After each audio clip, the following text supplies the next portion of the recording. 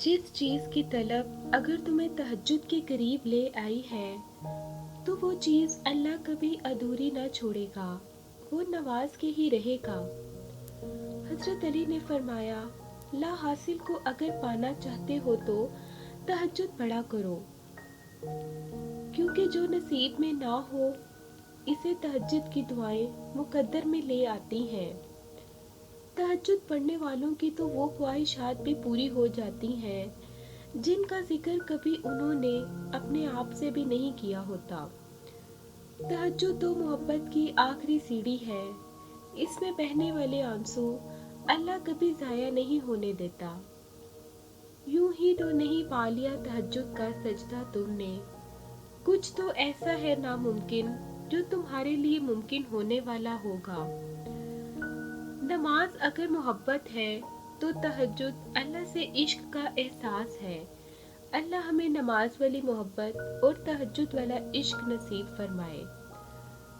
जब वो अल्लाह रात के आखिरी पहर तुम्हें मुलाकात के लिए बुलाता है, तब वो तुम्हें अपने दर से खाली हाथ नहीं लौटाता। तहज्जुद के नफल बड़े प्यारे होते हैं। इधर इल्तिजाएं, उधर कबूलियत, इधर सजदे, उधर मोजज़े। तहज्जुद की दुआएं तो दुनिया बदल देती हैं, तुम तो फिर नसीब का बदलना मांग रहे हो। तहज्जुद अल्लाह पाक की लाडली इबादत है। सोचो तहज्जुद गुजार अल्लाह पाक का कितना लाडला होगा। तहज्जुद की दुआएं जब नसीब के रूबरू आकर खड़ी हो जाती हैं, तब कुछ भी नामुमकिन नहीं रहता।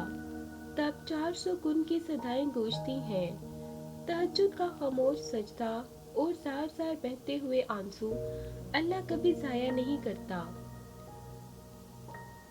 ऐसा कोई जख्म नहीं जिसकी शिफा तहज्जुद में मौजूद न हो।